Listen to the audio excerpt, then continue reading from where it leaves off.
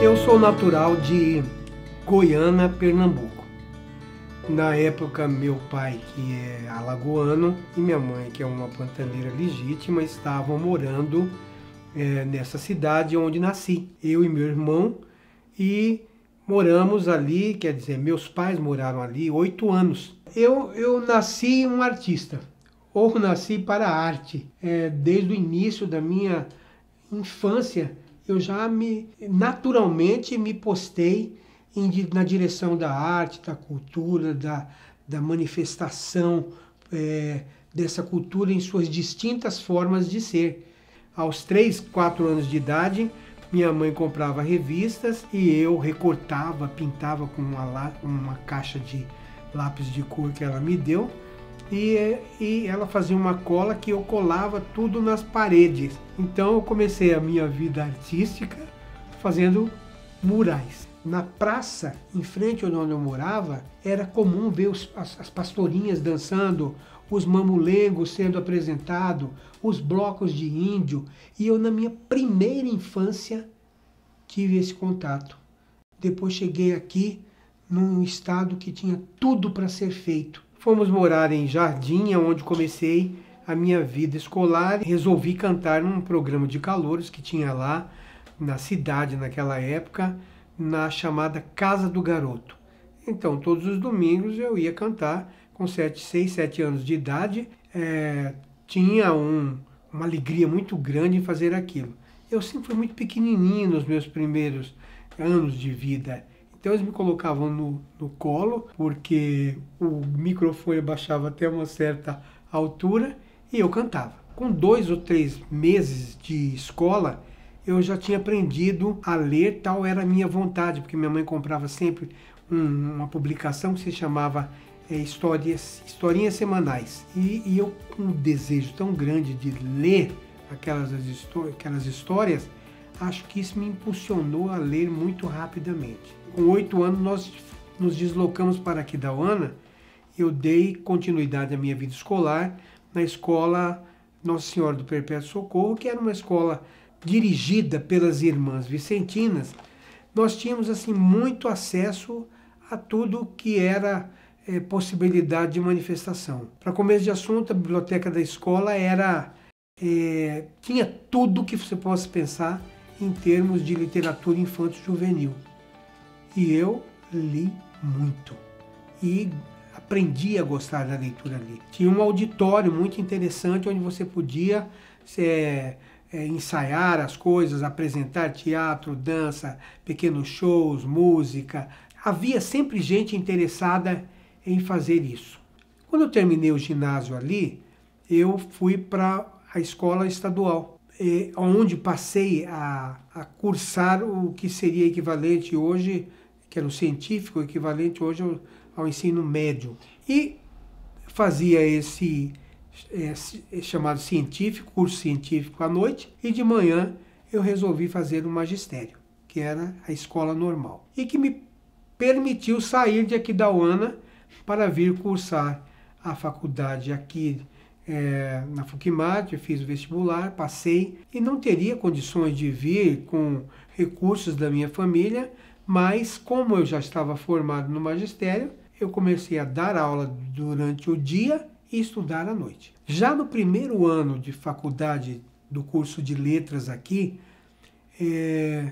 impulsionado pela força educacional da professora Maria da Glória Sarrosa, eu comecei a fazer teatro e trabalhei numa peça chamada O Essencial é Viver, que foi uma adaptação feita pela Dagmar dos Reis Balaniuk e Albana Xavier Nogueira. Elas fizeram o roteiro, quer dizer, o corpo do texto dessa peça, e eu estreiei aqui em Campo Grande, então, naquele momento, nessa peça, O Essencial é Viver era o nome da peça, de Clarice Lispector. No segundo ano, pelo segundo desafio da professora Maria da Glória Sarrosa, foi que eu escrevesse um texto para concorrer no terceiro FENT, Festival Estudantil Mato Grossense de Teatro. Esse festival era um momento especial também dentro da cidade, mobilizava todo mundo. E tivemos a oportunidade naquela época de sermos premiados com melhor texto, melhor diretor, o texto e a direção eram minhas, e melhor atriz coadjuvante, que foi a Nilceia Paco.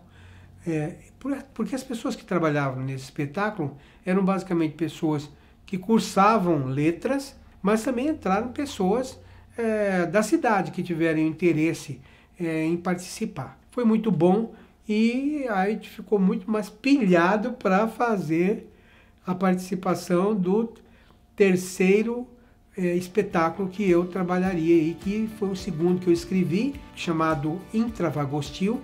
Esse espetáculo ganhou todos os prêmios do festival e ainda criaram um prêmio a mais para um ator que era o Vanderlei Rosa de Oliveira receber como uma participação especial. Dali para frente, a chama do teatro já tinha se acendido com toda a força para mim e para os meus colegas que formavam esse grupo de teatro que nós criamos com o nome de GUTAC, Grupo Teatral Amador Campograndense, que era composto por essas pessoas que participaram dos festivais e outras que se interessaram em somar com essa ideia, né? Porque, na verdade, Campo Grande já tinha tido um movimento anterior chamado TUC, Teatro Universitário Campograndense, que havia montado em torno de 3 ou 4 peças de teatro, tendo à frente a Glorinha também, o Dr. Silvio Torrencilha, o professor Orlando Mongelli, que eram os cabeças e que colocavam para frente essas montagens, ensaiando, buscando o mínimo de recursos que era necessário para que a coisa acontecesse. O GUTAC passou a ter a sua vida própria, né, com várias montagens e participando também de uma coisa muito importante que existia na época, que se chamava Tempo de Teatro em Cuiabá, porque nós ainda estávamos no antigo Mato Grosso. O sul de Mato Grosso, no caso Campo Grande, que era a chamada capital econômica do estado de Mato Grosso, esteve presente nesses movimentos todos lá, levando os nossos espetáculos, participando de cursos, participando de debates, e lá entendemos a necessidade da criação da Federação de Teatro Sul-Mato-Grossense, a FESMAT. Então criamos a FESMAT, tendo a Cristina Mato Grosso como presidente e todos nós juntos ajudando, porque o teatro ele tem uma coisa extremamente importante. Ele te transforma como pessoa e como cidadão. Você passa a ter uma visão mais política das coisas. Nesse meio tempo, recebemos aqui Maria da Glória Albuez, que é uma teatróloga cuiabana, que veio com uma proposta da Secretaria de Estado de Educação de que montássemos espetáculos para apresentar nas escolas para as crianças. Então criamos o Grupo Teatral Infantil Campograndense, GUTIC. E esse grupo montou por 4 ou 5 anos vários espetáculos infantis, e nós íamos a todas as escolas da rede estadual e apresentávamos esse espetáculo, conversávamos com as crianças, com os professores. Então foi um momento que foi ficando cada vez mais produtivo. E no começo da década de 80, nós fomos convidados para participar do projeto de teatro que se denominava Mambembão. Era um projeto de cunho nacional e que levava a cada ano ao Rio de Janeiro grupos de teatro das distintas regiões do país. Era uma chance de você mostrar o seu trabalho nos grandes centros do Brasil, de encontrar artistas, pessoas de teatro, diretores, produtores e, consequentemente, melhorar o nível do trabalho que você vinha desenvolvendo. A partir daquilo ali, eu sempre estava em São Paulo, no Rio, fazendo cursos, participando de palestras, me articulando com o INACEM, que era um órgão que se chamava INACEM, Instituto Nacional de Artes Cênicas. Ele mandava textos de teatro para os grupos de todo o Brasil. Ele estava periodicamente fazendo cursos para diretores, para atores e levando o interior do Brasil para participar disso. Eu escrevia as nossas peças de teatro, que depois, quando eu tive, porque era um período muito difícil para a gente por conta da ditadura militar. Nós tínhamos que apresentar os nossos espetáculos.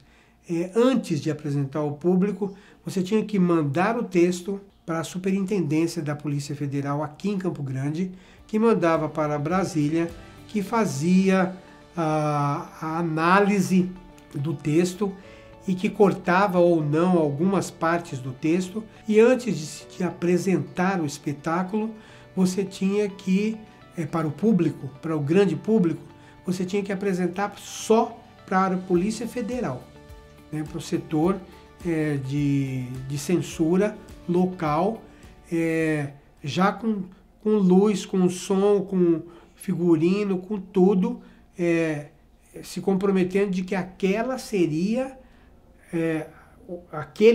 o formato que o espetáculo teria dali para frente. Depois de que você mostrasse para a Polícia Federal, você não poderia mais alterar. E eu tive o meu último texto que eu escrevi censurado integralmente. E, embora eu não seja uma pessoa de jogar a toalha, mas algo aconteceu comigo que depois nunca mais eu escrevi texto de teatro. E passei a me aventurar em outros tipos de escrita. O primeiro livro que fiz foi o 100 Versos, um livro de poesia, como se eu estivesse negando a poesia, ao mesmo tempo reafirmando a poesia. Depois escrevi um livro chamado Memória de Jornal, que era com textos que eu retirei de um caderno de arte e cultura que o José Pinheiro Tolentino me chamou para criar o nome do caderno. Escrevi ali, fui responsável pelo caderno Arte Revista durante um ano e pouco, e tirei ali algum material que eu publiquei nesse caderno e fiz o Memória de Jornal. Depois fiz o Da Cor da Sua Pele, que é uma manifestação minha em defesa da cultura negra, com poemas, poesias. Parti depois também para um livro infantil que se chama A Nuvem que Choveu, e outros mais depois vieram. Eu tenho 11 livros publicados. A Academia Sul-Mato-Grossense de Letras eu reputo como um órgão de grande importância para a cultura literária do estado de Mato Grosso do Sul. Por quê? Porque é um organismo que não visa lucros e tem uma independência muito grande no seu fazer. Então, quer dizer, todos os escritores que estão ali são voluntários, não recebem nada, pelo contrário, nós pagamos uma anuidade para ajudar na manutenção da Academia Sul-Mato-Grossense de Letras. Temos ali todos com os mesmos propósitos, que é fortalecer a nossa literatura, a literatura regional, os artistas da palavra do estado de Mato Grosso do Sul, e que vem cada vez melhorando mais o nível de cuidado para com a cultura do estado de Mato Grosso do Sul, especialmente a cultura literária, mas também as demais áreas da cultura. Mas de fato, não me considero um escritor, porque eu acho que escritor é um nome que assegura muitas coisas. Primeiramente, uma visão de mundo extremamente capciosa, que tem a nítida percepção do que é a sociedade em que ele vive e é capaz de descrevê-la com detalhes. Tem a grandeza de criar personagens que são a expressão viva daquilo que ele pensa e do lugar onde ele mora. Eu sou meio escritor nas poesias que faço, mas um escritor na concepção maior da palavra, não sou.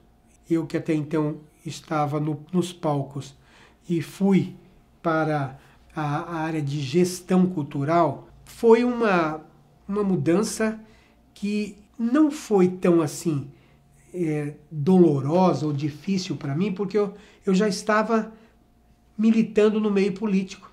Então, eu já tinha um certo conhecimento de como as pedras rolam nesse tabuleiro. O que me facilitou enormemente essa tarefa de direção, de gestão, tanto no município de Campo Grande, inicialmente, como depois no estado de Mato Grosso do Sul, é porque eu já tinha uma certa experiência de tudo um pouco. Essas experiências foram de vital importância para mim quando eu estive como gestor de cultura. Fácil foi entender, agora não foi fazer, porque era sempre o menor orçamento, mas por outro lado também tive uma liberdade imensa de ação. Isso foi vital para que eu me virasse e conseguisse fazer as coisas que pretendia. Isso me possibilitou realizar em Campo Grande um começo de uma ação cultural que eu vi ir se desdobrando cada vez mais e que tenho certeza tem um dedo meu no momento que vive hoje a cultura dentro de Campo Grande, porque ela pode não estar com recursos que precisa e quer, mas hoje cultura ela já é respeitada dentro da estrutura política como um setor que é importante, que é necessário, que deve ser pensado e que não pode ser jogado de lado mais. Mato Grosso do Sul, eu acho que está dando um banho, mas esse banho vem da força dos próprios artistas. Os artistas, eles não... claro que muitos têm conseguido recursos públicos para fazer isso, mas outros que também não estão conseguindo, estão indo atrás, estão fazendo e estão colocando a sua parcela de criação, de representação, de forma de expressão para que todo mundo veja. Hoje, eu vivo o futuro em cada presente. Então, atento a tudo aquilo que me chega às mãos, como que eu posso participar, colaborar, contribuir. Não quero morrer tão cedo, mas se morresse hoje já estaria tranquilo com minha passagem aqui na Terra. E acho que quem desenha cada minuto da própria vida é você. Esteja atento. Afinal de contas, é preciso estar atento e forte. Não ter o medo nem temer a morte. Se você estiver atento e forte, você estará pronto para esse futuro, não importa de que maneira ele venha. Essa ação e essa atitude dos nossos artistas me emociona muito, porque eu entendo que a nossa cultura não morrerá jamais.